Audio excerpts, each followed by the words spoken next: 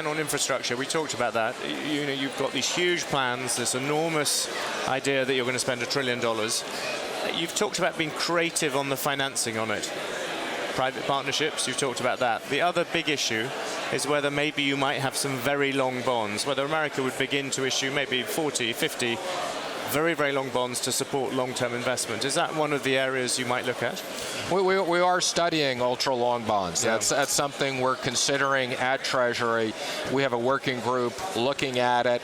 We think that it's something that could absolutely make sense for us at Treasury. But on the infrastructure side, the president's determined that we make a major investment. There's a huge part of the infrastructure that needs to be rebuilt, and we're going to do that in a lot of different ways through public-private partnerships and different financing so we don't balloon the budget by $1 trillion. But do you think there's fundamentally, in many ways, governments look at infrastructure and things in the wrong way? At the moment, everything gets chucked into general accounts. If you were running a company, which you've done several times, if you're putting long-term investment, that would be counted differently than short-term cash flow. Is that one of the restrictions you face?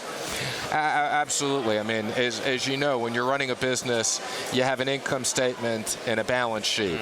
And if you're making an investment that has a 20 or 30-year payback, you don't expense it all in day one or look at it as a complete expense. The government budget treats everything as cash, so it makes it more difficult. You probably have more investors watching this network than anything around the world. If you had to bring them in to finance that infrastructure, what's the main ploy you would make? Is it merely to do with pricing, to do with long-term? What is the bit of... I think we've seen lots of interest from our counterparts in investing in the United States, whether it's in infrastructure or whether it's other opportunities. So I think this is something that we're going to be able to get done.